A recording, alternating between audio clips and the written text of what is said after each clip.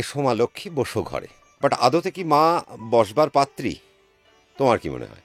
দেখো, মা লক্ষ্মীকে নিয়ে খুব একটা বেশি আলোচনা হয় না, কিন্তু আমরা মা লক্ষ্মীর পিছনই ছুটি। আসলে মা লক্ষ্মী কে? আমরা লক্ষ্মীকে টাকা দিয়েই আমরা অ্যাসোসিয়েট করি। আর বেসিক্যালি আমরা অ্যাস্ট্রোলজার হলেও আমাদের কাছে মূল সাবজেক্ট কিন্তু ওই লক্ষ্মী। তার মানে মা লক্ষ্মীকে আলাদা করে পার্সনিফাই করা যায় যে হ্যাঁ, এ ওয়েলথের দেবী। কিন্তু মা লক্ষ্মীকে ইউটিলাইজ করতে গেলে সরস্বতীকে লাগে। তার মানে ইন্ডিয়ান ইকোনমির সাথে মা লক্ষ্মীর কিন্তু একটা অ্যাসোসিয়েশন আছে। দেখো, লাইফ মানে প্রফিট অ্যান্ড লস, তাই না? তার মানে প্রফিট আর লস মানে লক্ষ্মী আর অলক্ষ্মী। যেখানে প্রফিট সেটাই লক্ষ্মী, যেটাই লস সেটাই হচ্ছে অলক্ষ্মী। যে বাড়িতে ব্যভিচার চলে সে বাড়িতে কখনো লক্ষ্মী বাস করে না। লাইট কিন্তু আমরা মা কালীর জন্য লাগাই না, লাইট কিন্তু আমরা লাগাই, আমরা দীপাবলিতে যে দীপ দিই, কার জন্য দীপ দিই? আমরা মা লক্ষ্মীর আগমনের জন্য দীপ দিই। আমাদের রোজকার জীবনে মা লক্ষ্মীকে ধরে রাখার চেষ্টা করতে আমরা কি করতে পারি? আমার মনে হয় না স্টোন পরে কিছু লাভ হয়, তো কবচ পরে কিছু লাভ হয়, তাবিজ পরে কিছু লাভ হয়। টোটকায় ফাটকা হতে পারে, কিন্তু টোটকায় আলটিমেট কোনো সলিউশন তো বাড়ে না।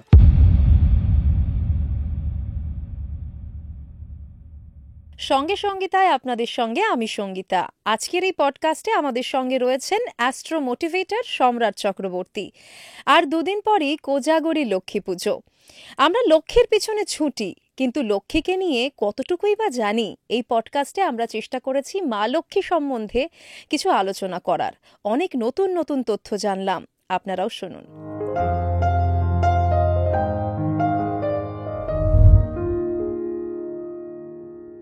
দাদা, সঙ্গে সঙ্গীতায় তোমাকে স্বাগত। কেমন আছো বলো? খুব ভালো আছি। তোমার পুজো কেমন কাটলো বলো? আমার পুজো ভীষণ ভালো কাটলো। তুমি বলো, তোমার পুজো কেমন কাটলো? মোটামুটি তো বাড়িতে বসেই কেটেছে এবং পড়াশুনো করতে করতে কেটেছে, আর ল্যাদ খেতে খেতে কেটেছে। কারণ ছুটি পাই না, অনেক দিন বাদে একটু ছুটি পেলাম। পুজোটায় আমি একটু আনন্দ করলাম, একটু নিজের সাথে কাটানোর একটা সময় পেলাম, ভালোই লাগলো। খুব একটা খারাপ তো নয়। আর দুর্গাপুজো মানেই আমাদের কাছে একটা আলাদা আনন্দ। একদম। আর দুর্গাপুজোর পর কিন্তু এবার লক্ষ্মী পুজো আসতে চললো। আর আজ আমাদের আলোচনা কিন্তু মা লক্ষ্মীকে নিয়েই।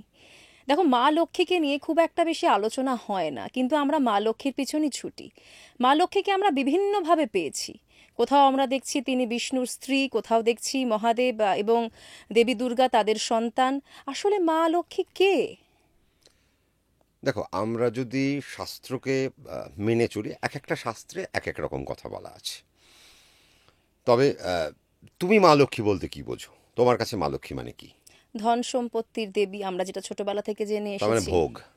খানিকটা তাই, কারণ আমাদের ছোটবেলা থেকেই বলা হয়েছে টাকা পয়সা মানেই, টাকা পয়সা চাইতে হবে, ধন সম্পত্তি চাইতে হবে, সুখ সমৃদ্ধি চাইতে হবে মা লক্ষ্মীর কাছে। মা লক্ষ্মীর কাছে। তার মানে মা লক্ষ্মী ভোগের পাশাপাশি সুখ, তাই তো? তার মানে তিনি সুখের সাথে আবার কানেক্টেড। কিন্তু তুমি যদি মা লক্ষ্মীকে ভাবো, বা লক্ষ্মী পুজো আসছে, বা লক্ষ্মী পুজো যখন আমরা আমরা যখন আমাদের বাড়িতে লক্ষ্মী পুজো করি, ছোটোবেলা আলপনা দিয়েছো, হ্যাঁ। আলপনা দিয়েছো। এবং মা লক্ষ্মী পুজোর সময় আমরা বাড়িতে কি করি? ওই মা লক্ষ্মীর একদম ওই দুয়ার থেকে কি শুরু করি? ওনার পায়ের ছাপ যায়, পায়ের ছাপ, ধানের ছড়া থাকে। ধানের ছড়া থাকে। তার মানে এবং সেখানে আমরা পায়ের ছবিটা কীরমভাবে আঁকি? খানিকটা এসের মতো, এসের মতো। উল্টো এস। না, কিন্তু তার স্টেপসটা কি থাকে? একটা পা, তারপরে আরেকটা পা, হ্যাঁ, হ্যাঁ, তারপরে হ্যাঁ। আরেকটা পা। তার মানে আমরা কিন্তু দুটো পা একসাথে রাখি না, তাই না? মা দাঁড়িয়ে আছে এরকম কোনো জায়গা দেখছো? মা কি স্থির দেখছো? না। মা কিন্তু স্থির না। তার মানে মা কন্টিনিউ, সে হেঁটে চলেছে, তার একটার পর একটা তার স্টেপ। তার মানে কোথাও না কোথাও ফ্লোয়ের কথা বলা হচ্ছে। তার মানে মা একটা জায়গায় স্থির নেই, এবং মাকে আমরা ডাকছি যে তুমি এসো আমার ঘরে বসো। এসো মা লক্ষ্মী বসো ঘরে, আমরা যেটা বলি। বাট আদতে কি মা বসবার পাত্রী? তোমার কি মনে হয়? না, বসলে তো সবকিছু থেমে যাবে। বসলে সব কিছু থেমে যাবে। তার কারণ মা লক্ষ্মীকে যদি আমরা ভাবি, তার মানে মা লক্ষ্মী এক অর্থে হচ্ছে ভোগ। তিনি ভোগের দেবী, তিনি সুখের দেবী, তিনি দুঃখেরও দেবী। কেন দুঃখের দেবী? তিনি চঞ্চলা প্রচণ্ড পরিমাণে, তিনি একটা জায়গায় স্থির থাকেন না। তার মানে যেখানে তো তিনি স্থির থাকছেন না, তার মানে মা লক্ষ্মী যদি আমার হাত থেকে বেরিয়ে যায়, তার মানে আমার মধ্যে কী লাগবে? দুঃখ লাগবে। এ বাবা, আমার হাত থেকে আমরা লক্ষ্মীকে টাকা দিয়েই আমরা অ্যাসোসিয়েট করি। তার মানে সে চঞ্চলা হয়ে গেল, সে রমা, তার মানে সে রমণ করে বেড়ায়। তার মানে সে এক জায়গায় স্থির থাকে না। তার মানে সে রমা কেন? তার মন রমণ করে। তার মানে সেও একটা জায়গায় বা একটা ভক্তের কাছে সে সবসময় এক জায়গায় স্থির থাকে না। তার মানে আমরা মা লক্ষ্মীকে এতগুলো কনটেক্সটে পাচ্ছি। বাট তিনি কে? তুমি আমাকে প্রশ্ন করলে তিনি কে? তিনি কমলা। তার মানে কেন তিনি কমলা? এবার আমরা কমলাকে কোথায় পাই? দশ দশ মহাবিদ্যা। মহাবিদ্যায়। তার মানে দশ মহাবিদ্যায় যখন আমরা কমলাকে পাচ্ছি, এবার কমলার যদি আমরা প্রতীক দেখি তাহলে আমরা কি দেখব? একটা পদ্মের উপর মা বসে রয়েছেন। এবার পদ্ম কোথায় ফোটে? পাকে। পাঁকে ফোটে। এবার তিনি কেন পদ্মাসনা? তার মানে পদ্মের মধ্যে রয়েছে ব্যাপ্তি, পদ্মের মধ্যে রয়েছে প্রকাশ। এবং পদ্মকে যদি আমরা অ্যাসোসিয়েট করি, পদ্মের কালারকে পিঙ্ক, তার মানে যে পিঙ্ক কালারটা আমরা সবসময় সাকসেসের সাথে কানেক্ট করে থাকি, পিঙ্ক কালার সবসময় সাকসেসের সাথে আসে। যদি আমরা অ্যাস্ট্রোলজিক্যালি আসি, পিঙ্ক কালার আমরা অনেক সময় বলি না, পিঙ্ক কালারের আপনি জামা পরবেন, আপনার অনেক অর্থের অভাব চলছে, আপনি একটু পিঙ্ক কালার পরুন, তাহলে কী হবে? ফিন্যান্স আপনার কাছে অ্যাট্রাক্ট হবে। তার মানে কি বললাম? অ্যাট্রাক্ট, তার মানে মা আকর্ষণের দেবী, তার মানে তিনি আকর্ষণও করেন। এই যে বিষয়টা, তার মানে আজকে মা কে? মা কমলা। এবার মায়ের জন্ম নিয়ে আজকে অনেক রকম কথা আছে। কখনো কখনো তুমি কি বললে? তুমি বললে সে শিবতনয়া, মানে শিবের সে মেয়ে। আবার আমরা কখনো কখনো দেখি সে বিষ্ণুর পত্নী। আবার কখনো কখনো আমরা দেখছি সে পাতাল পুত্রী। হ্যাঁ, কেননা পাতাল থেকে সেই সমুদ্র মন্থনের সময় তিনি তিনি উঠে আসছেন। কিন্তু আমরা যেটা ভুল করি সেটা হচ্ছে যে আমরা বেসিক্যালি মা লক্ষ্মীকে আরাধনা করতে করতে আমরা যেটা ভুলে যাই যে লক্ষ্মী একা আসেন না, লক্ষ্মীর সাথে লক্ষ্মীর বোন আসে, অলক্ষ্মী। কেন অলক্ষ্মী আসে? তার কারণ লক্ষ্মী সেখানেই বিরাজমান যেখানে লক্ষ্মী মনে করবে যে হ্যাঁ, এই জায়গাটা আমার থাকার মতো উপযুক্ত। আর যদি সে সেই জায়গায় থাকার মতো উপযুক্ত না হয়, অলক্ষ্মী এসে সেই জায়গায় তাকে বার করে দিয়ে অলক্ষ্মী সেখানে বসবাস করতে আরম্ভ করে। আজকে যখন এই পডকাস্টটা আরেকটু এগোবে, আমরা আস্তে আস্তে এই অলক্ষ্মী লক্ষ্মীর এই ফাংশনটা আমরা বুঝবো আস্তে আস্তে, বা তার ডিভিশনটা আমরা আস্তে আস্তে বুঝতে আরম্ভ করবো যে কেন আজকে আমাদের জীবনে এত হাহাকার চলছে, আমরা ফিনান্সিয়াল এত ট্রাবলে কেন ভুগি। কারণ দেখো, আজকে আমি তো একজন অ্যাস্ট্রোলজার, আজকে তুমি আমাকে একটা গুরু দায়িত্ব দিয়েছো যে লক্ষ্মী নিয়ে বলতে হবে। আর বেসিক্যালি আমরা অ্যাস্ট্রোলজার হলেও আমাদের কাছে মূল সাবজেক্ট কিন্তু ওই লক্ষ্মী। মানুষ তোমাদের কাছে লক্ষ্মী লাভ করার জন্যই যায় ম্যাক্সিমাম মানুষ। একদম ঠিক বলেছো। তার কারণ মানুষের এসে প্রথমে একটাই প্রশ্ন, দাদা আমার টাকা কত হবে, আমি জীবনে কত বড় লোক হব, আমার কটা গাড়ি হবে, আমি মার্সিডিজ কিনতে পারবো কিনা, আমি একটা ভালো ডুপ্লেক্সে থাকতে পারবো কিনা, আমি বড় ফ্ল্যাট কিনতে পারবো কিনা, বড় বাড়ি কিনতে পারবো কিনা, আমার বিষয় আশয় সম্পত্তি কত কী হবে। তার মানে টোটালটাই একটা মেটেরিয়াল ওয়েলথ, বা মেটেরিয়াল অ্যান্ড ইমমেটেরিয়াল দুটো ওয়েলথকে নিয়েই আমাদের এখানে বলা হয়। বাট আমরা যদি মা লক্ষ্মীকে একটু দেখি, সে কি শুধু ওয়েলথের দেবী? না, সে কিন্তু স্পিরিচুয়াল দেবীও। কেন স্পিরিচুয়াল দেবী? এবার দেখো, সেখানে বিষয়টা ভাবতে হয় এভাবে। আমরা যদি মা লক্ষ্মীর পশ্চাৎ, তো আমরা কমলাসনা তাকে বললাম, তার মানে একটা পদ্ম ফুলের উপর তিনি বসে রয়েছেন। পদ্ম ফুলে কত পাপড়ি থাকে ভাবো, প্রচুর পাপড়ি থাকে। তার মানে পদ্ম নিজে একজন সমৃদ্ধ, একটা সমৃদ্ধশালী একটা ফুল। শুধু তাই না, পদ্ম পাঁকে ফুটলেও তার প্রতি নজর যায়, তাই না? তার মানে যার কাছে আজকে ওয়েলথ আছে, আমরা তার প্রতি কিন্তু নজর দিই। বাহ, দেখো মানুষটা কত বড় লোক, হাজার ভিড়ের মধ্যে একটা বড় লোককে আমরা চিনতে পারি। কারণ 10জন সুইফট ডিজায়ার নিয়ে আসলো আর একজন মার্সিডিজ নিয়ে যখন ঢুকলো, আমরা তখন কি বলি? বাবা, কত মার্সিডিজ নিয়ে এসে, তার মানে কত ধনশালী ব্যক্তি, কত বিত্তশালী ব্যক্তি। তার মানে মা লক্ষ্মীকে আলাদা করে পার্সনিফাই করা যায় যে হ্যাঁ, এ ওয়েলথের দেবী। মা লক্ষ্মীকে আমরা বাড়িতে যখন ওইভাবে যখন পাটা দিচ্ছি, তার মানে আমরা কোথাও না কোথাও ওয়েলথকে অ্যাট্রাক্ট করছি যে মা এসো, আমার কাছে ওয়েলথ দাও, আমাকে সম্পদশালী করো, আমাকে সমৃদ্ধশালী করো। এবার বিষয়টা হচ্ছে যে আমি আবারও বলবো, তোমার এর আগে একটা পডকাস্ট করেছিলাম যে আমরা বাচ্চাদেরকে কি শেখাচ্ছি। এক্স্যাক্টলি না? তো মা লক্ষ্মীর থেকে আমাদের কিন্তু একটা শেখানোর বিষয় আছে। কেন শেখানোর বিষয় আছে? যে আমরা লক্ষ্মী চঞ্চলা, লক্ষ্মী চপলা। আজকে যদি লক্ষ্মীকে যদি আমাদের জন্মছকে অ্যাসোসিয়েট করতে হয়, বা আজকে যদি আমাদের অ্যাস্ট্রোলজিক্যালি অ্যাসোসিয়েট করতে হয়, লক্ষ্মী যদি চঞ্চলা হয়ে থাকে, আজকে আমরা যখন জ্যোতিষশাস্ত্রে আসি তখন আমাদের 9টা গ্রহ সম্বন্ধে পড়তে হয়।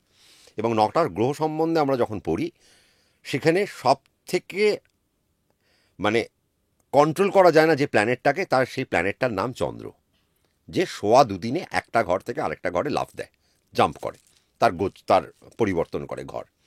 তার মানে চন্দ্রকেও আমরা চপলা বলি।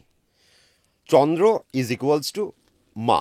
কেন? চন্দ্রের মধ্যে মায়া রয়েছে, চন্দ্রমাও বলি আমরা। হ্যাঁ, মা বলি, এবং তার মধ্যে মমতা রয়েছে। কেন চন্দ্র, আজকে যদি আমরা জ্যোতিষশাস্ত্র অধ্যয়ন করি তখন আমরা চন্দ্রর সাথে আমরা কেন কানেক্ট করি, কারণ চন্দ্র বোঝাবে যে তুমি জীবনে কত বড় লোক হবে, তোমার জীবনে কত ধন সম্পত্তি হবে। এবার অনেকে বলতে পারেন তাহলে দাদা দ্বিতীয় ভাব আর একাদশ ভাব কি তাহলে চলে গেল? না, সেটা পরের কথা। যার চন্দ্র যেমন তার জীবন তেমন, এটা আমাদের পরিষ্কার একটা কথা। যাহার চন্দ্র যেমন তাহার জীবন তেমন। তার মানে তোমার যদি চন্দ্র ভালো হয়, বলিয়ান হয়, তুমি জীবনে আস্তে আস্তে টপমোস্ট লেভেলে তুমি উঠতে আরম্ভ করবে। কেন উঠতে আরম্ভ করবে? তার কারণ হচ্ছে যে ধরো আজকে আমি একটা যদি ছোট্ট উদাহরণ দিই, ধরে নাও আজকে একটা সিরিয়াল করছে একটা নায়ক বা নায়িকা যে হোক, একটা বাচ্চা ছেলে মেয়ে যে হোক, সে একটা সিরিয়াল করছে। সেই সিরিয়ালটা যতক্ষণ চলবে আমরা কিন্তু সেই নায়ক আর নায়িকাকে আমরা কিন্তু দেখতে পাই চোখের সামনে। সিরিয়ালটা যে বন্ধ হয়ে যাবে তখন কিন্তু আর সেই নায়ক নায়িকা আমাদের জীবন থেকে উধাও হয়ে যাবে। কেমন? এবার মা লক্ষ্মী হচ্ছে ওয়েলথের দেবী, কিন্তু মা লক্ষ্মীকে ইউটিলাইজ করতে গেলে সরস্বতীকে লাগে। তার কারণ আজকে যদি তুমি গণেশকে দেখো, গণেশের মধ্যে কি থাকে? গণেশের আমরা দেখি ঋদ্ধি আর সিদ্ধিকে আমরা গণেশের সাথে অ্যাসোসিয়েট পাই। ঋদ্ধিকে, ঋদ্ধি হলেন মা লক্ষ্মী, কারণ তুমি যত ঋদ্ধ হচ্ছে মানে তত তুমি বড় লোকের জায়গায় পৌঁছচ্ছ। সিদ্ধিকে সরস্বতী। এবার কেন আমরা কোজাগরি লক্ষ্মী পুজো বা আমরা আমাদের বাড়িতে যখন বাঙালি মতে যখন পুজো করছি, বা নর্থ ইন্ডিয়ানরা বা যারা এমনি যারা দিওয়ালির দিন যারা পুজো করে, আমি সেই কনটেক্সটেও আসবো, কেন দিওয়ালির দিন পুজো হয়, কেন কোজাগরিতে পুজো হয়, সেটাও কনটেক্সটে আসবো। আমরা দেখি মা স্টেপস দিচ্ছে, তার মানে একটার পর একটা স্টেপস। তার মানে আমাদের ঘরে টাকা তো আসছে, তো টাকা যখন আসছে সে তো বেরিয়েও যাবে, তাই তো? তার মানে আমাকে টাকা ধরে রাখতে হবে। এবার টাকা ধরবো কীভাবে? টাকাকে গার্ডার দিয়ে মেরে আমার বাংকারে তুলে রাখবো? সেভাবে টাকা তো ধরা যায় না। টাকা বাড়বে কীভাবে? টাকা বাড়বে কীভাবে? ইনভেস্ট করলে।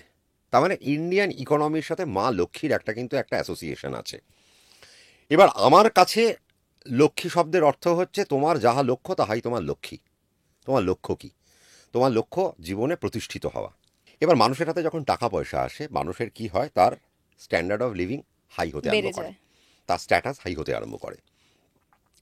যখনই তোমার কাছে পয়সা আসলো তখন তুমি সেই পয়সাটা দিয়ে এবার নানা রকমের আনন্দ ফুর্তি আরম্ভ করে দিলে। আমরা বলি না অনেক সময় যে তোর মধ্যে কোনো লক্ষ্মীশ্রী নেই, কারণ তার মানে লক্ষ্মীর শব্দের আগে শ্রী আসে। আমরা সবসময় শ্রী লক্ষ্মী বলি, বা আমরা অনেক সময় শ্রী বিষ্ণু বলি। আমরা বলি কেন শ্রী? শ্রী কথার অর্থ হচ্ছে লক্ষ্মী, তার মানে মা সবার আগে। আজকে বিষ্ণুকে যদি আমরা দেখি, তার মানে তার মধ্যে পূর্ণ জ্ঞান সে রয়েছে। সে কোথায় বসে রয়েছে? ক্ষীরসাগরে বসে রয়েছে, সে সমুদ্রের মধ্যে বসে রয়েছে, সে পূর্ণ জ্ঞানই শুয়ে রয়েছে। আর মা কোথায় বসে রয়েছেন? তার পায়ের কাছে। মা তার পা সেবা করে যাচ্ছে। কেন? তার কারণ সে আবার বিষ্ণু হচ্ছে কে? লক্ষ্মী বল্লভা, মানে লক্ষ্মীর সব থেকে প্রিয় যে। আজকে যদি আমরা বৈকুণ্ঠে আসি, তাহলে বৈকুণ্ঠে কে বাস করেন? বৈকুণ্ঠে বিষ্ণু বাস করেন।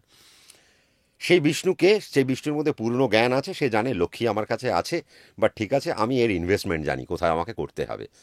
কিন্তু দেখো তুমি যদি স্বর্গে চলে যাও, ইন্দ্র স্বর্গের রাজা, বাট সে প্রচণ্ড ইনসিকিউরড।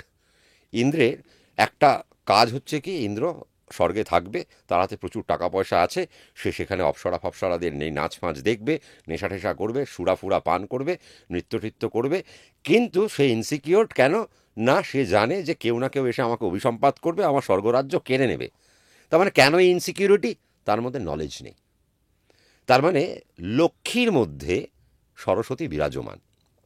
এটা একটা বেসিক থিং, বেসিক ফান্ডামেন্টাল। আজকে দেখো তোমার হাতে টাকা এসছে, আমরা পশ্চিমবঙ্গের বাসীরা আজকে লক্ষ্মীর এপিসোডটা তুমি খুব, মানে তোমাকে থ্যাংক ইউ যে সত্যি পশ্চিমবঙ্গে লক্ষ্মী নিয়ে সেরকমভাবে কোনো আলোচনা হয় না, পডকাস্টই নেই। আমাদের এখানে মা কালীকে নিয়ে আলোচনা হয়, শক্তিকে নিয়ে আলোচনা হয়, বাট আমি যদি মহামায়ার একটা অংশ বলি, বা দশ মহাবিদ্যা তো শক্তিরই অংশ, দশ মহাবিদ্যার মধ্যে 10টা শক্তি রয়েছে, তার মধ্যে একটি শক্তি কমলা।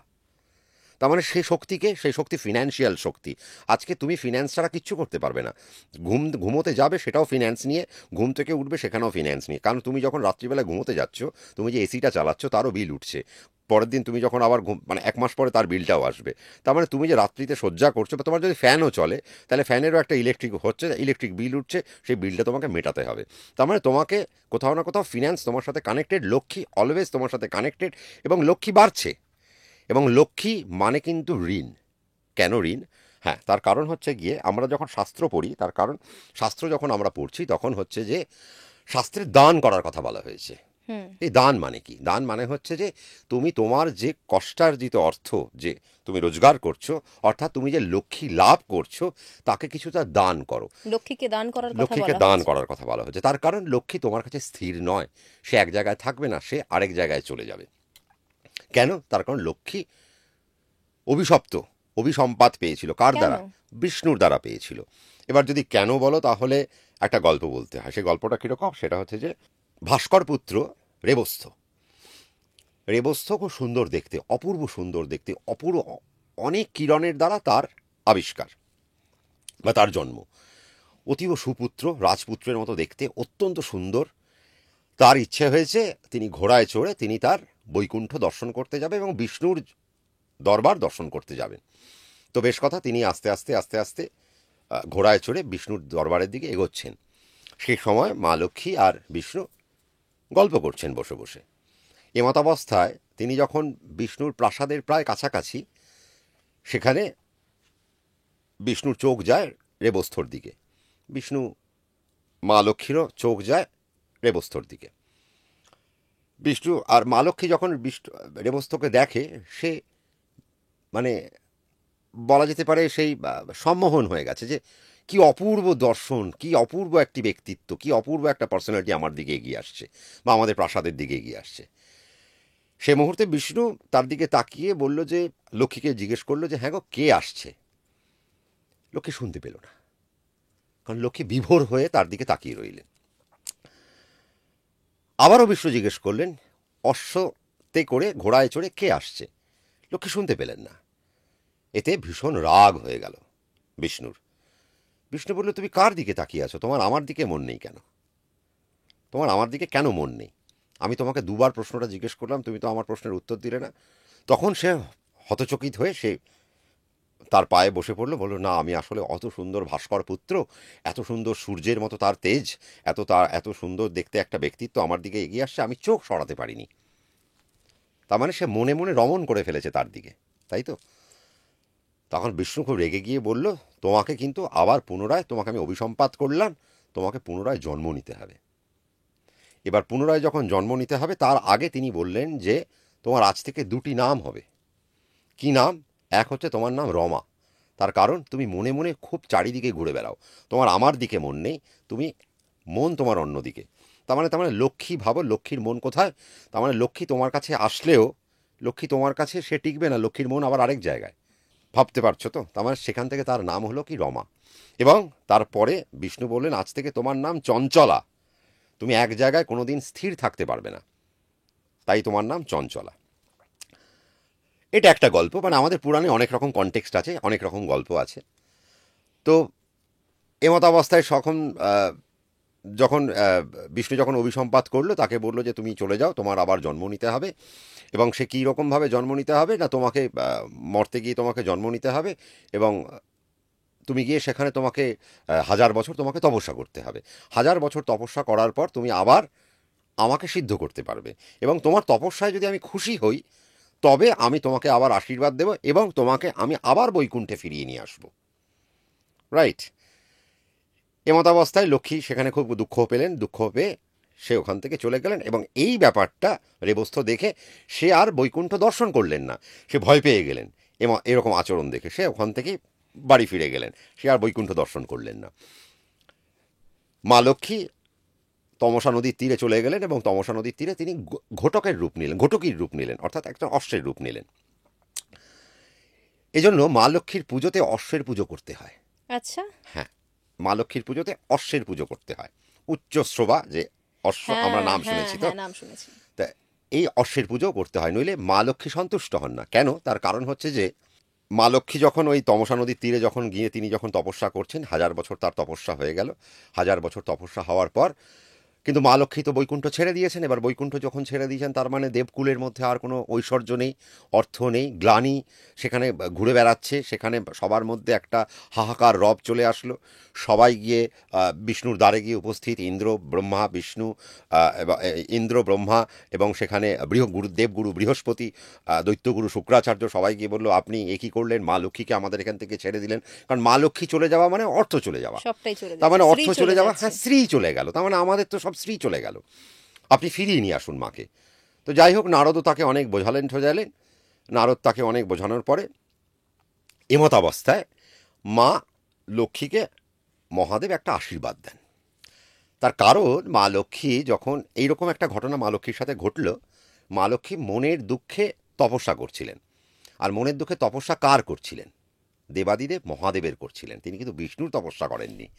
মজার বিষয়, এবার বিষ্ণুর যখন তপস্যা তিনি করেননি, তিনি মহাদেবের তপস্যা করছেন। এমত অবস্থায় পার্বতী মহাদেবকে বললেন, হ্যাঁ গো, তোমার জন্য এই ঘটকি তোমার জন্য এই রূপে তোমাকে ডেকে যাচ্ছে, তুমি গিয়ে দর্শন দাও, ও তো পাগল হয়ে যাবেন, এরকম মানে না খেয়ে না দে তার গায়ে কীট পতঙ্গ সব ঘুরে বেড়াচ্ছে, জরাজীর্ণতায় অংশ নিয়েছে এবং সমগ্র দেবকুল মর্ত, স্বর্গ মর্ত পাতাল ত্রিলোক হাহাকার অবস্থা, ঐশ্বর্য হারিয়ে গেছে, ধন সম্পত্তি হারিয়ে গেছে, খাওয়ার নেই, এরকম একটা অবস্থা। তখন মহাদেব লক্ষ্মীর কাছে গিয়ে দাঁড়ালেন, ওই ঘটকির কাছে, মানে সে তিনি তো অশ্বরূপিণী তখন, তার মানে ওই ঘটকির কাছে গিয়ে দাঁড়ালেন এবং তিনি তখন জিজ্ঞেস করেন, তোমার কি হয়েছে এবং তুমি আমাকে স্মরণ করছো কেন? তোমার তো আমাকে স্মরণ করার কোনো কারণ নেই। তখন মা লক্ষ্মী দেবাদিদেব মহাদেব শিবজিকে একটাই কথা বললেন যে আমার যখন সমুদ্র মন্থন হয়েছিল, সমুদ্র মন্থনের মধ্যে দিয়ে আমি যখন উঠেছিলাম, তখন আমি সবার আগে বিষ্ণুর দর্শন পাই এবং মনে মনে আমি তাকে স্বামী হিসেবে গ্রহণ করেছিলাম। বাট আমি যখন সমুদ্র মন্থনের দ্বারা আমার যখন আবির্ভাব ঘটে, সে সময় বিষ্ণু একজনের তপস্যায় লীন হয়েছিলেন এবং আমি যখন পরবর্তীকালে আমার স্বামীকে জিজ্ঞেস করি তুমি কার তপস্যায় লীন হয়ে আছো, তখন তিনি বলেন যে আমি আমার প্রভুর তপস্যায় লীন হয়ে আছি। তা তিনি জিজ্ঞেস করেন তোমার প্রভুকে? তো বলেন যে আমার প্রভু স্বয়ং শিব। আমি শিবের আরাধনা করছিলাম, শিবকে আমি প্রার্থনা করছিলাম এবং শিবের জপ করে যাচ্ছি, শিবের নাম করে যাচ্ছি। তখন আমি বুঝলাম যে আমার যে স্বামী তার নাথ আপনি, তো আপনি ছাড়া আমার কোনো গতি নেই, কারণ আমাকে যে অভিসম্পাত করা হয়েছে এখান থেকে আমার কোনো মুক্তি নেই। শিবজি তখন খুশি হন এবং খুশি হয়ে, শিবজি তো জানো ভোলা ভালা মানুষ, একটু তাড়াতাড়ি খুশি হয়ে যায়। ভোলে বাবা। শিবজি তখন ওকে বলে যে ঠিক আছে, তুমি তো ঘটকিরূপী করলে, তুমি এখানে একটি পুত্রের জন্ম দেবে, এবং সেই পুত্র এবং সেই পুত্র শুধু তুমি যে জন্ম দেবে তার সাথে ভৃগুর বংশীয় যে নারী, তাদেরকে যে হত্যা করার জন্য যে বংশ উৎপত্তি হয়েছে, হৈহয় বংশ, সেই হৈহয় বংশকে তুমি রক্ষা করবে এবং ভৃগু বংশকেও তুমি রক্ষা করবে এবং তোমার যে পুত্র হবে তার নাম হবে একাবলী। এই একাবলীর জন্ম হবে কার দ্বারা? বিষ্ণুর দ্বারাই, এবং বিষ্ণুকে তোমার কাছে আসতে হবে, বিষ্ণুকে এসে তোমার সাথে মিলিত হতে হবে। তখন শিবজি এই যখন বর দিয়ে তিনি আবার বৈকুণ্ঠে যান বিষ্ণুর কাছে, বিষ্ণুকে গিয়ে তিনি সব বলেন এবং বিষ্ণু সব শোনার পরে, যেহেতু তিনি তার গুরু, শিব তো তার গুরু, তিনি তো শিবের নাম জপ করেন, গুরুর কথা তিনি কিভাবে ফেলবেন? তখন বিষ্ণু আবার অশ্বের রূপ নেয়, অশ্বের রূপ নিয়ে আবার ঘটকির কাছে যায়। ঘটকির কাছে গিয়ে তারা ওই তমসা নদীর তীরে তারা আবার মিলন করে এবং মিলনের পরে যে পুত্র হয় সেই পুত্র একাবলী, যার সাথে হৈহয় বংশের বিবাহ হয়েছিল এবং যে পরবর্তীকালে ভৃগু বংশকে রক্ষা করেছিল। এবং এখানেও আরও একটা গল্প আছে, সেটা বলতে গেলে এখনও পডকাস্ট অনেক বাড়তে থাকবে বেসিক্যালি সঙ্গীতা। হ্যাঁ, কিন্তু আমরা যেখানে ছিলাম যে আজকে এই যে অভিসম্পাত, তার মানে কেন লক্ষ্মী চঞ্চলা, লক্ষ্মী চপলা, আজকে তুমি লক্ষ্মীকে যদি ইউটিলাইজ না করতে পারো, কারণ লক্ষ্মী নিজেকে ইউটিলাইজ করতে পারেনি কোনোদিন। আমরা পশ্চিমবঙ্গবাসী যারা কোজাগরী লক্ষ্মী পুজো করি, আমাদের এখানে অনেকে বলে কে জাগরি, মানে ওই রাতে কে জাগবে, বেসিক্যালি ওই রাতে কেউ জাগবে না। অ্যাকচুয়ালি কোজাগরী লক্ষ্মী পুজো ইন্দ্র করেছিলেন, ইন্দ্র মা লক্ষ্মীকে আহ্বান করেছিলেন। এর পিছনে একটা গল্প আছে। আমার হাতে যখন অর্থ এসছে, আমি তাকে যদি সঠিকভাবে ডিস্ট্রিবিউট না করতে পারি, আমি যদি সঠিকভাবে তাকে ইনভেস্ট না করতে পারি, সেখান থেকে আমার টাকা বাড়বে না। কেন? সমুদ্র মন্থন মানে চার্ন করা, অর্থাৎ আবারও মন্থন করা, সেখান থেকে আরও অনেক কিছু হিরে জহরাত, তার থেকেই টাকা তৈরি। এবার তুমি জীবনে যত ইনভেস্ট করবে তোমার ফাইন্যান্স তত বাড়বে। তার মানে আমরা কি বলেছিলাম, টাকা আমি কিন্তু গার্ডারে দিয়ে আলমারিতে বেঁধে রাখবো না, তাতে আমার টাকা বাড়বে না।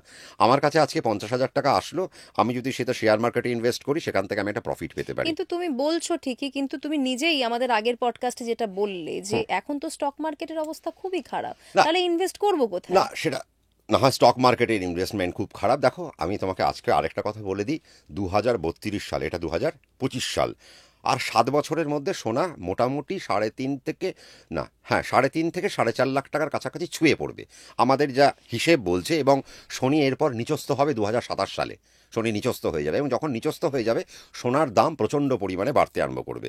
এবং সোনার দাম আস্তে আস্তে 2030 সালে শনি আবারও ওই বৃষ রাশিতে গমন করবে, এবং যখন সে বৃষ রাশিতে গমন করবে সে শুক্রের ঘরে গমন করবে, এবং সে কালপুরুষের দ্বিতীয় গমন করবে, তার মানে সেটা ফাইন্যান্সের ঘর। আর যখনই সেই ফাইন্যান্সের ঘরে সে গমন করবে তার মানে সে মূল্য বৃদ্ধি করাতে আরম্ভ করবে। তার মানে আজকে সোনার দাম যদি 1 লাখ হয়, 2032 সালে গিয়ে সোনার দাম কিন্তু বাড়বে 4.5 লাখ, 5 লাখ, এরকম একটা জায়গা ছুঁয়ে যাবে। তার মানে আজকে যদি আমি, এবং হ্যাঁ আজকে যদি তুমি মনে করো তোমার কাছে আজকে 1 লাখ, 2 লাখ, 5 লাখ, 10 লাখ, কোটি যাই আছে না কেন, তুমি যদি গোল্ডের বন্ড কিনতে আরম্ভ করো এবং সেই নিরেট গোল্ডে যদি তুমি ইনভেস্ট করতে আরম্ভ করো, তাহলে তোমার কিন্তু ফাইন্যান্স বাড়তে আরম্ভ করবে। দেখো স্টক মার্কেট একটা মার্কেট না যেখানে তুমি ইনভেস্ট করবে। আজকে তুমি এসআইপি করো, তোমার তো মিউচুয়াল ফান্ডে তুমি ইনভেস্ট করতে পারো। এবার স্টক মার্কেটে আজকে মানুষ লস খাচ্ছে কেন? তার কারণ হচ্ছে ওই আমি আবারও বললাম, লক্ষ্মী চঞ্চলা।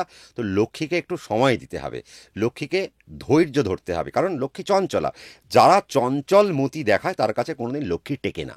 এবার ধরো কারা কারা আজকে শেয়ার মার্কেটে সব থেকে টপ জায়গায় বসে রয়েছে, যারা লং টার্ম ইনভেস্টমেন্টে যায়। আজকে আমি ইকুইটি কিনবো, আজকে আমি সুইফটে যাব, আজকে আমি হয়তো 15 দিন আমি ইনভেস্টমেন্টটা আমি 15 দিন টাকাটা তুললাম না, 15 দিন পর যখন মার্কেট উঠলো আমি টাকাটা তুলে নিলাম। আমাকে এইভাবে ইনভেস্টমেন্ট, তার মানে ইনভেস্টমেন্ট প্ল্যান। আমি আবারও বললাম কি, ইনভেস্টমেন্ট প্ল্যানিং। তার মানে আমি টাকাটা যে ইনভেস্ট করলাম সেটা কখন বাড়বে সেটা কে বোঝাবে? সরস্বতী।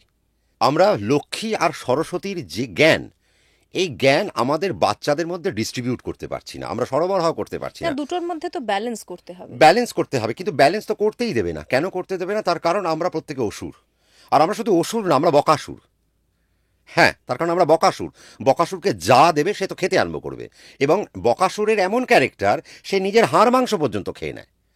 আজকে তুমি ভাবো, আজকে ওই যে আমি তোমাকে বলেছিলাম আগের পডকাস্টে, যে কোনো বাচ্চাকে যদি জিজ্ঞেস করো, সে ইঞ্জিনিয়ার হতে চায়, ডাক্তার হতে চায়, সে হয়তো মহাকাশ তত্ত্ববিদ হতে চায়, কেউ পাইলট হতে চায়, কেউ হয়তো তোমার মতো পডকাস্টার হতে চায়, কেউ বিজনেসম্যান হতে চায়, কেউ ইন্ডাস্ট্রিয়ালিস্ট হতে চায়, বাট কেউ প্রকৃত শিক্ষায় শিক্ষিত হতে চায় না। জ্ঞানী হতে চায় না। জ্ঞানীর থেকেও বড় কথা শিক্ষিত হওয়া, প্রকৃত শিক্ষা। দেখো আমাদের একটা হয় পুঁথিগত শিক্ষা, আর একটা হয় একটা হচ্ছে প্রকৃত শিক্ষা।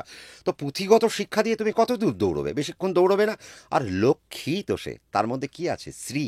তার মানে তোমার মধ্যে শ্রী নেই, তুমি জানোই না আমি এখানে ইউজ করব কি করে। তার মানে তুমি বিষ্ণু নও। তার মানে বিষ্ণু মানে পূর্ণ, যে পালন কর্তা। তার মানে আমার মধ্যে পূর্ণ জ্ঞান আছে, আমি জানি কখন কি হতে পারে, আমার মধ্যে ধৈর্য আছে। এবং সে লক্ষ্মীকে বারংবার পাতালে পাঠিয়েছে, আর বারংবার সে জন্ম নিতে পাঠিয়েছে, আর সেখানে ইন্দ্র লক্ষ্মীকে ছাড়তেই চায়নি কোনোদিন। হ্যাঁ, এই গল্পটা একটু বলো আমাদের। তুমি যে বললে কোজাগরী লক্ষ্মী পুজোর একটা আলাদা গল্প রয়েছে, কাহিনী রয়েছে। দেখো ব্যাপারটা হচ্ছে যে দুর্বাসা মুনি কৈলাস, বৈকুণ্ঠ থেকে কৈলাস যাত্রা করছিলেন। আর সেই সময় যখন তিনি বৈকুণ্ঠ থেকে যখন কৈলাস যাত্রা করছেন, সেই সময় স্বর্গে ইন্দ্র অপ্সরাদের নিয়ে ভীষণ মত্ত ছিলেন আর কি, ভীষণ নাচ গান এইসব নিয়ে মত্ত ছিলেন।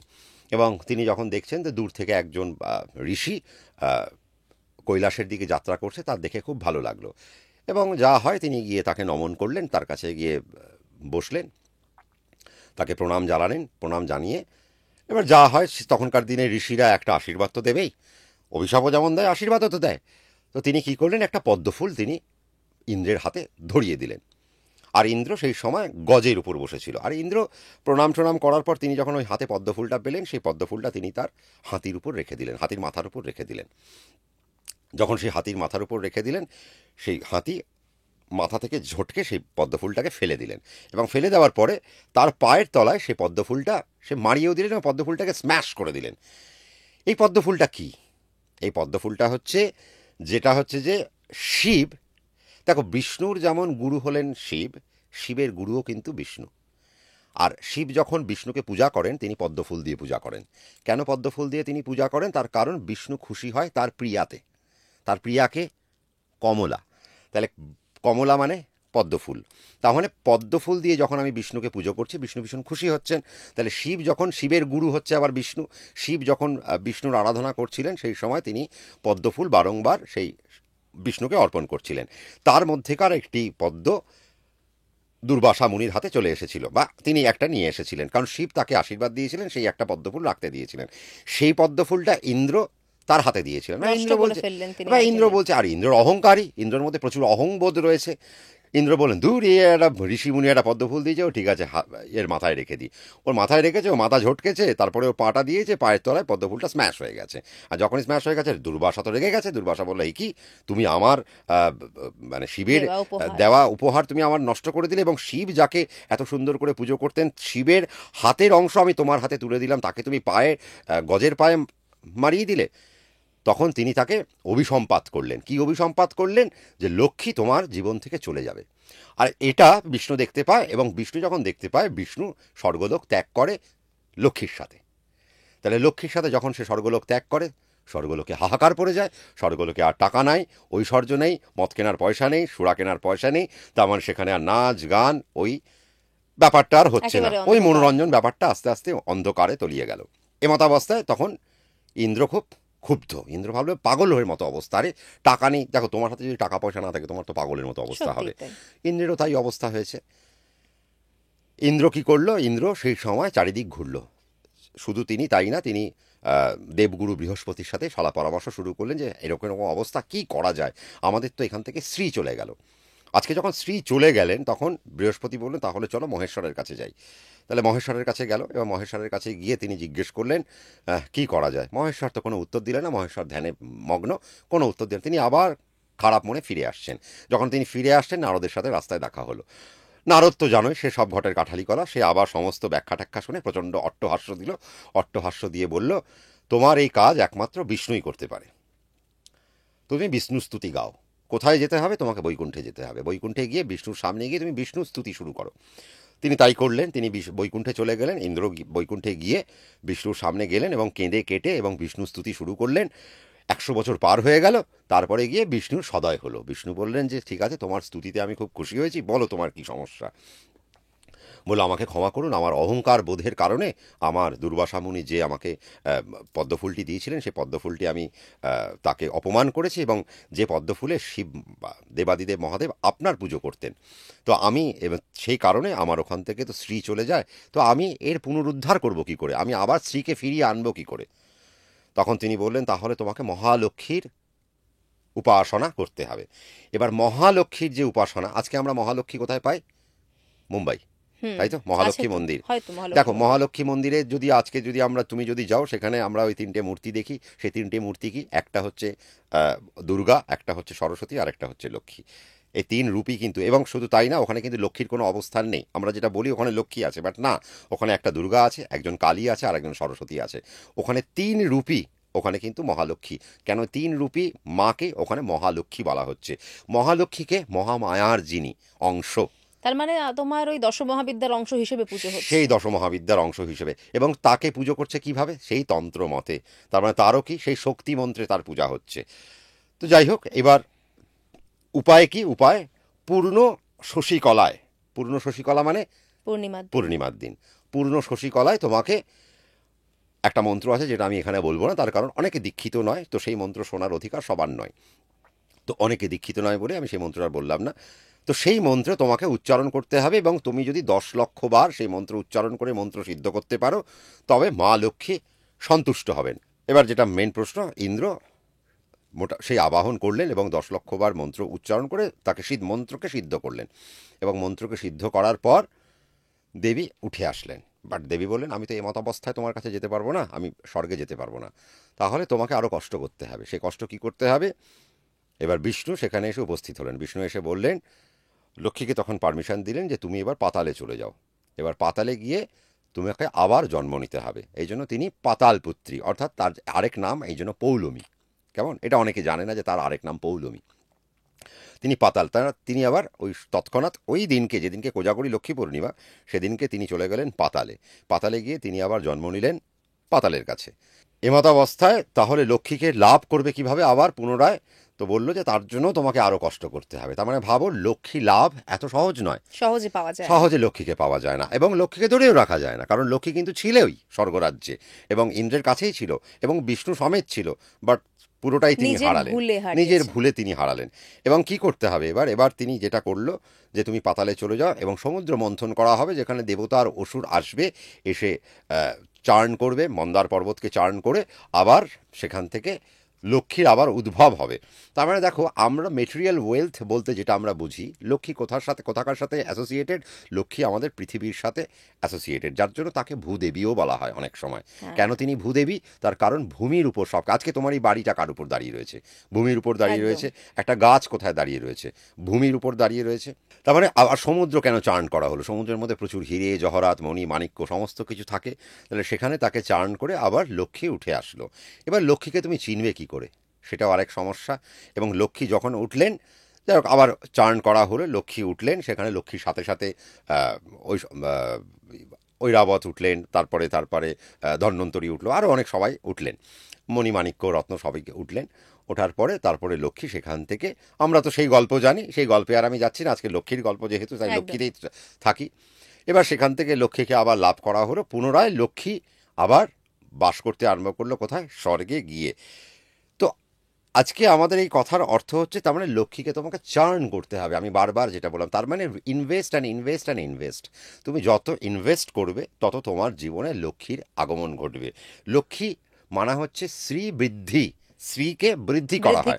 তার মানে স্ত্রীকে তুমি বৃদ্ধি করবে কিভাবে? তার মানে এই চার্ন করার মধ্যে। তার মানে সেই চার্ন তুমি করবে কিভাবে? তোমার মধ্যে সরস্বতীর নলেজ থাকতে হবে। আর সরস্বতী তোমাকে কি করবে? ইনভেস্টমেন্টের পলিসি বোঝাবে। তুমি কোথায় ইনভেস্ট করবে, কেন ইনভেস্ট করবে, কিসের জন্য ইনভেস্ট করবে, কতটা প্রফিট সেখান থেকে আসবে। দেখো, লাইফ মানে প্রফিট অ্যান্ড লস, তাই না? তার মানে প্রফিট আর লস মানে লক্ষ্মী আর অলক্ষ্মী। যেখানে প্রফিট সেটাই লক্ষ্মী, যেটাই লস সেটাই হচ্ছে অলক্ষ্মী।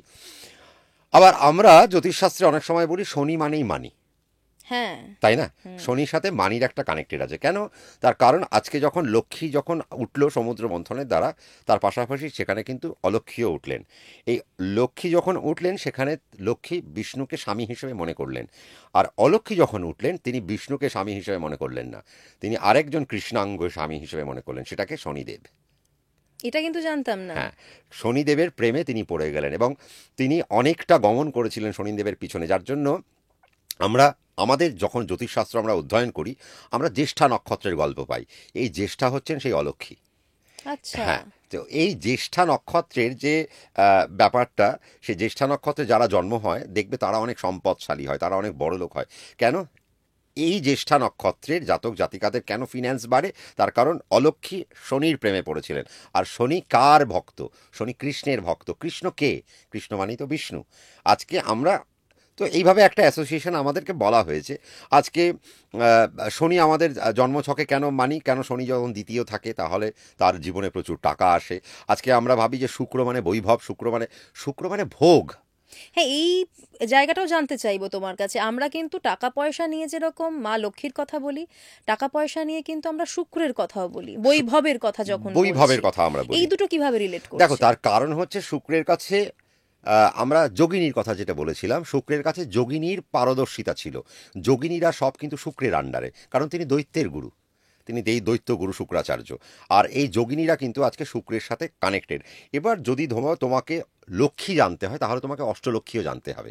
কেন? তার কারণ হচ্ছে সেখানে আমরা ধনলক্ষ্মী দেখতে পাবো, আমরা সেখানে বিদ্যালক্ষ্মী দেখতে পাবো।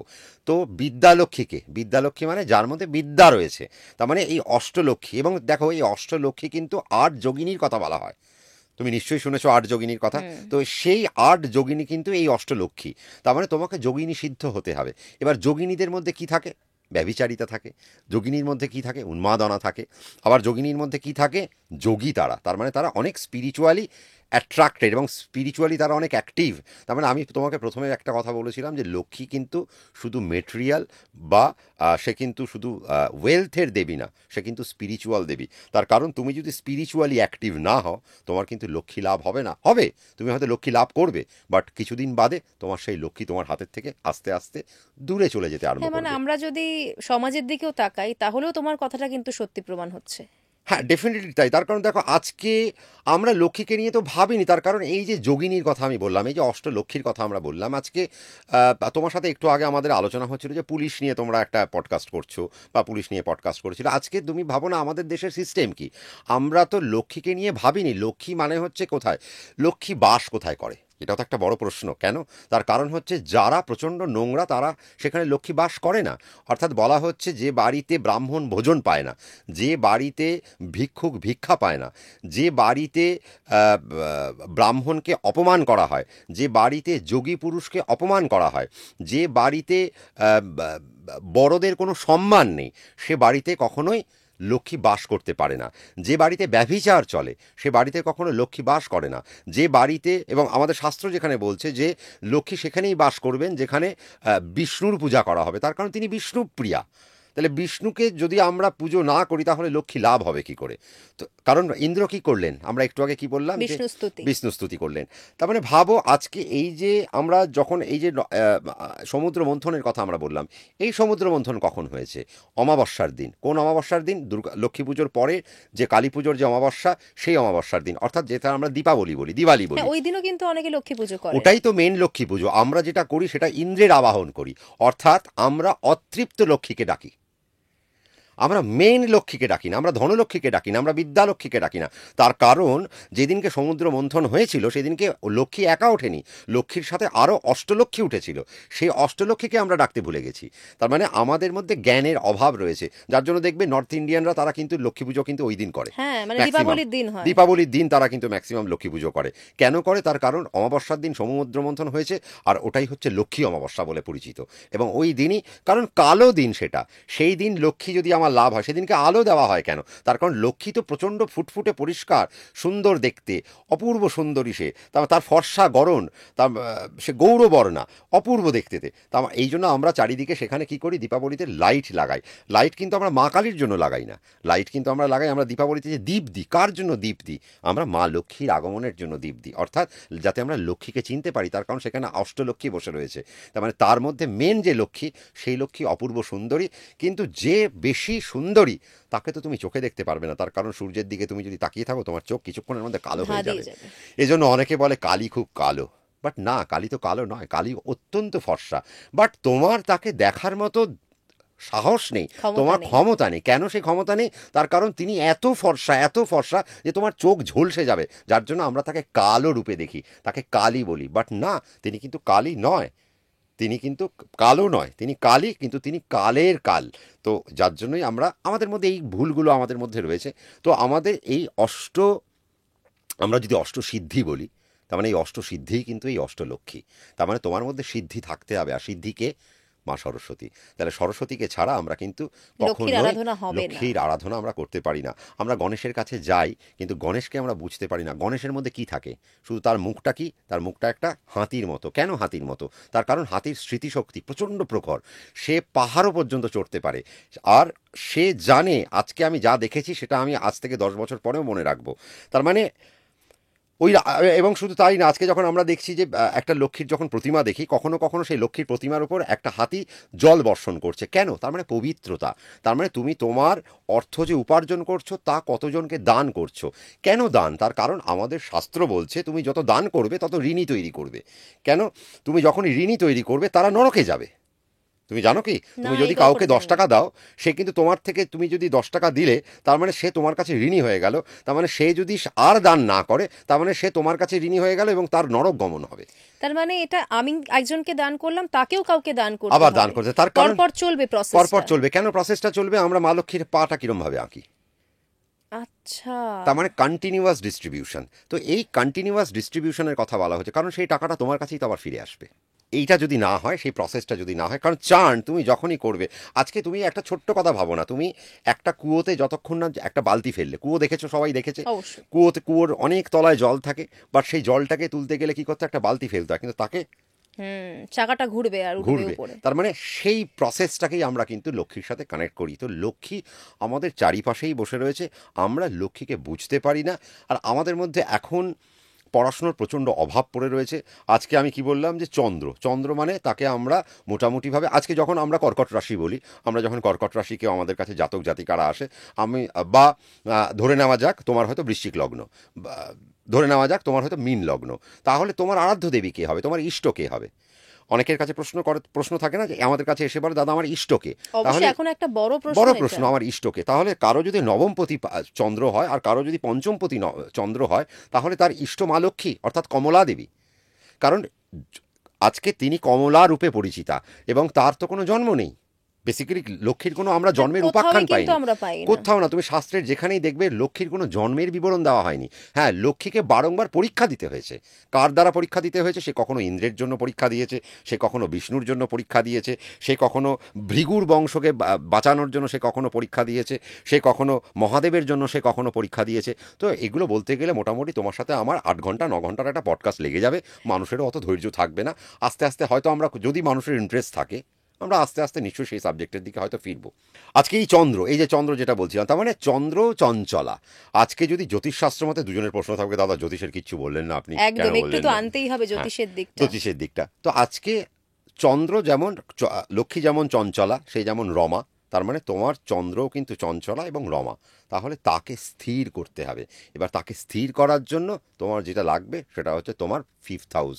কেন স্থির? তার কারণ রবি, রবি মানে সে স্থির, তাই না? রবি কিন্তু স্থির, তার চারিদিকে কিন্তু প্ল্যানেটরা ঘোরে, রবি কারোর দিকে ঘোরে না কিন্তু, তাই না?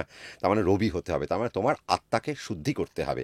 সেই শুদ্ধিকরণ, এই জন্য চন্দ্রের পরের ঘর হচ্ছে কি? সিংহ রাশি। যার জন্য কর্কট রাশির পরের ঘরটা সিংহ রাশিকে দেওয়া হয়েছে। লগ্নের পঞ্চম ভাব, কালপুরুষের পঞ্চম কাকে দেওয়া হয়েছে? সূর্যকে। কালপুরুষের 4 কাকে দেওয়া হয়েছে? কালপুরুষের 4 কিন্তু চন্দ্রকে দেওয়া হয়েছে। চন্দ্র মানে কি? মা। মায়ের মন তো ছটফট করে। কেন ছটফট করে? সে তার বাচ্চার জন্য। তুমি হয়তো এখানে বসে রয়েছো, বাট তোমার মন হয়তো ভাবছে তোমার বাচ্চাটা খেয়েছে কিনা, তোমার বাচ্চাটা পড়েছে কিনা, সে ঠিকঠাক আছে কিনা, সে ঘুমিয়েছে কিনা, সে সঠিক সময়ে সব কার্য করছে কিনা। তার মানে তোমার কিন্তু মন কোথাও না কোথাও চঞ্চলা, অস্থির। অস্থির। কেন অস্থির? ডিউটি ওর সন্তান। তার মানে মা লক্ষ্মীও কিন্তু তার সন্তানের জন্য ভীষণ চঞ্চলা। সেও জানে আমাকে সবার কাছে যেতে হবে, বাট সবাই তাকে ধরে রাখতে চায়, তাকে ইউজ করতে কেউ চায় না, তাকে চার্ন করতে কেউ চায় না। তার মানে আমাদের দেশের পদ্ধতি হচ্ছে, আমি এক্ষুনি বলছিলাম, যে লক্ষ্মী কোথায় বাস করে? যেখানে সৌন্দর্যতা থাকে। আজকে আমার খুব অবাক লাগে, বেসিক্যালি আজকে আমার খুব অবাক লাগে, আমরা যখন যাই, ধরো কলকাতা পুলিশের ট্রাফিক দাঁড়িয়ে রয়েছে ভীষণ একটা রৌদ্রের মধ্যে, সেখানে আমরা দুটো লেডিকেও দেখতে পাই, লেডি কনস্টেবলকে দেখতে পাই, লেডি ট্রাফিককে দেখতে পাই, কিন্তু তারা বাথরুম কোথায় যায়? তার জন্য কোনো ব্যবস্থা রয়েছে? তার মানে তুমি তোমার স্ত্রীকে রক্ষা করার জন্য কোনো ব্যবস্থা করনি।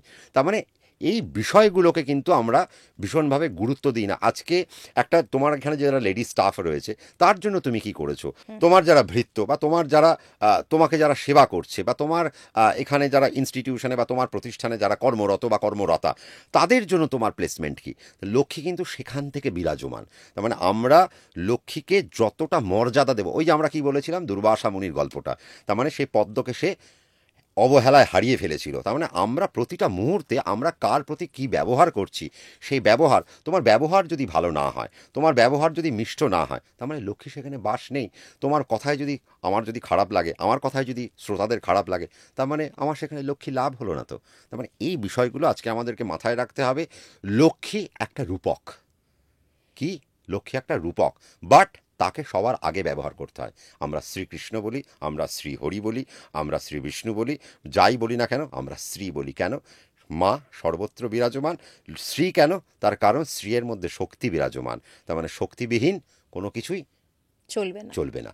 তো আজকে লক্ষ্মীকে নিয়ে আমাদের এই একটা ধারণা, আমি একটা ধারণা দেওয়ার চেষ্টা করলাম, বাট গল্প অনেক গল্পের শেষ, অনেক কিছু বাকি থেকে গেল। এবার ইন্ডিয়ান ইকোনমির সাথে এর একটা ধ্যান ধারণা আছে। আজকে ধরো আমাদের দেশে যে ফিনান্সিয়াল ইকোনমিক যা পড়া হয়, বা আমাদের MBA ইন ফিন্যান্স যা পড়ানো হয়, আমরা অ্যালবার্টের বই পড়ি। কেন অ্যালবার্টের বই পড়ি? অ্যালবার্ট কার? অ্যালবার্ট ইউরোপের লোক। তো ইউরোপের লোক এসে ভারতীয় সংস্কৃতি কি বুঝবে? ইউরোপের লোক ভারতীয় অর্থনীতি কি বুঝবে? আমার এখানে যা চালের দাম, সেখানে চালের দাম আরেক রকম। তারা একরকম ডলারে কামাতে পারে বা অন্য কিছুতে কামাতে পারে, আমার এখানে আমরা রুপিতে কামাতে পারি। আমার টাকার সাথে তার টাকার বৈষম্যতা কত কি আছে। তার মানে এই বিষয়গুলো আজকে আমাদেরকে বুঝতে হবে। আমরা আমাদের নীতিকে কোথাও না কোথাও হারিয়ে ফেলছি, আমরা পাশ্চাত্য নীতিকে কোথাও না কোথাও বেশি গ্রহণ করছি, যার জন্য শ্রী হারিয়ে যাচ্ছে। আর শ্রীকে বিরাজ করতে গেলে শিক্ষায় শিক্ষিত হতে হবে, সরস্বতীকে আবাহন করতে হবে। গণেশ দিয়ে শুরু, সরস্বতী দিয়ে শেষ। দেখো পুজোর যা পরিক্রমা, গণেশ দিয়ে আমরা শুরু করলাম, দুর্গাপুজো হলো, লক্ষ্মী পুজো হবে, তারপর আবার বাসন্তী পুজো, সমস্ত কিছু শেষ হয়ে শেষ পুজো আমরা কোথায় গিয়ে করবো? শেষ পুজো আমরা কিন্তু সরস্বতীকে। তার মানে মা জ্ঞান দাও। সব তো করলাম, তুমি বিনা সব অসম্পূর্ণ। হাতে সময় আর নেই দাদা, পডকাস্ট শেষ করতে হবে। তার আগে একটাই জিনিস জানতে চাইবো তোমার কাছে, আমাদের রোজকার জীবনে মা লক্ষ্মীকে ধরে রাখার চেষ্টা করতে আমরা কি করতে পারি? দেখো, এটা খুব ভালো প্রশ্ন। এবং যদিও আমাদের পডকাস্টের মধ্যে আমরা অনেকটা বলেছি লক্ষ্মীকে বিরাজ করতে গেলে কী কী করতে হবে। তার মানে আমাদের ইকোসিস্টেমকে শেষ ঠিক করতে হবে, আমাদের যারা চাকরি করছে তাদের জন্য কিছু ব্যবস্থা করতে হবে, সুবন্দোবস্ত করতে হবে। সবথেকে বড় কথা সুবন্দোবস্ত। তার কারণ যেখানে সু সেখানেই শ্রী। এবং আমাদের কাছে যেটা সবথেকে বেশি মানে ডিস্টার্বিং, সেটা হচ্ছে অনেক বাবা মা এসে বলেন যে দাদা আমার ছেলে চান করে না, আমার ছেলে দাঁত মাজে না, আমার ছেলে ঘুম থেকে ওঠে না। তো আজকে স্ত্রীকে যদি তোমাকে বজায় রাখতে হয়, তাহলে আমি হয়তো একাধ দিন আমি হয়তো 10টা 11টায় উঠলাম, কিন্তু আমাকে প্রত্যেকদিন একটা নিয়ম মেনটেন করে চলতে হবে, যার মধ্যে শৃঙ্খলা রয়েছে, তার মধ্যে শ্রী বেশি রয়েছে। তো সময় মতো স্নান করা, সময় মতো দাঁত মাজা, সময় মতো খাবার খাওয়া। এবং শাস্ত্র কি বলছে? শাস্ত্র বলছে একই সূর্যের মধ্যে যদি কেউ দুবার ভোজন করে সেটা কিন্তু অলক্ষ্মীর বাস করা হয় বলছে। একই সূর্যের মধ্যে মানে সূর্য উদয় থেকে অস্ত পর্যন্ত সবার একবার খাবার খাওয়া উচিত, তার মধ্যে আর খাবার খাওয়া উচিত না। আবার সূর্য অস্ত হলে তারপর আরেকবার খাবার খাওয়া উচিত। কিন্তু যদিও এটা আস্তে আস্তে পাল্টে যাচ্ছে, সবাই বলছে সূর্য অস্তের মধ্যে সব খাবার দাবার খেয়ে নিন, তারপর আর কিছু খাবেন না। বাট না, তাতে করে অলক্ষ্মী বাস করছে, ডিপ্রেশন কাজ করে সেখানে বেশি। কারণ তুমি যদি টাইম টু টাইম না খাও, তার কারণ আজকে যখন দিনের আলো সেখানে শ্রী মানে লক্ষ্মী থাকেন, দিনের আলো যখন চলে গেলেন সেখানে অলক্ষ্মী থাকে। তো লক্ষ্মীকে তুমি খাওয়াবে, অলক্ষ্মীকে তুমি খাওয়াবে না, তা কি হয়? কারণ লক্ষ্মী যেখানে বাস করেন তার বোন সেখানে থাকে বা তার দিদি সেখানে থাকে, অলক্ষ্মী সেখানে থাকে। তো আমাকে লক্ষ্মীকে গুরুত্ব দিতে গেলে অলক্ষ্মীকেও গুরুত্ব দিতে হবে। আর অলক্ষ্মী মানে আমার যা কু তা আমার থেকে বর্জন করতে হবে, আমাকে একটা সিস্টেম মেনটেন করতে হবে। আর তোমার পডকাস্টের মধ্যে দিয়ে আমি বাচ্চাদের একটা কথা বলবো, যেটা বাচ্চাদের এবং বাচ্চার বাবা মাদের একটা কথা বলবো, যে নিজের ছেলেদেরকে আর বকাসুর তৈরি করবেন না। 1 নম্বর হওয়ার দরকার নেই, ভালো মানুষ তৈরি করুন, প্রকৃত শিক্ষায় শিক্ষিত করুন। আর অনেকে এসে আমাদের বলে দাদা রেমিডি কি, রেমিডি কি? রেমিডি একটাই, প্রতিদিন বাচ্চাদের ক্ষেত্রে বলবো, এবং যারা বড়রা তারাও করতে পারেন, আমিও করতে পারি, কোনো সমস্যা নেই, তুমিও করতে পারো। কেন? তোমার বাবা মা যদি জীবিত থাকে তাহলে ঘুম থেকে ওঠো, এবং কোনো ঠাকুর মন্দির যাওয়ার দরকার নেই, ঘুম থেকে উঠে বাবা মাকে শটাঙাটা প্রণাম করো এবং তাদের আশীর্বাদ নাও। আমার মনে হয় এর থেকে বড় রেমেডি আর কিছু হয় না। যারা বাবা মার পদসেবা করে তারা জীবনে চরম জায়গায় পৌঁছতে আরম্ভ করে, এবং এটা আজ না হোক কাল তোমার জীবনে প্রতিফলিত হবেই হবে। এবং আমার মনে হয় না স্টোন পড়ে কিছু লাভ হয়, তো কবচ পড়ে কিছু লাভ হয়, তাবিজ পড়ে কিছু লাভ হয়। টোটকায় ফাটকা হতে পারে, কিন্তু টোটকায় আলটিমেট কোনো সলিউশন তো বাড়ে না। তার মানে তোমাকে যেটা করতে হবে, তোমাকে একটা সুষ্ঠু জীবনযাপন করতে হবে, এবং গুরুজনদের প্রতি সম্মান। সম্মান দিতে হবে, এবং বাবা মাকে প্রণাম করো, প্রতিদিন প্রণাম করার অভ্যাস করাও। সে তুমি লামার্সে পড়ো, বা তুমি কোনো ইংলিশ মিডিয়ামে পড়ো, বা তুমি কোনো বাংলা মিডিয়ামে পড়ো, তেলেগু মিডিয়ামে পড়ো, যে মিডিয়ামে পড়ো না কেন, সকালবেলা উঠে বাবা মাকে প্রণাম করার অভ্যাস যে বাড়িতে শুরু হবে, দেখো সে বাড়িতে আস্তে আস্তে শ্রীবৃদ্ধি হতে বাধ্য। অনেক ধন্যবাদ দাদা। Thank you. তোমরা ভালো থেকো, সকলে ভালো থেকো। একদম, তুমিও ভালো থেকো। নমস্কার।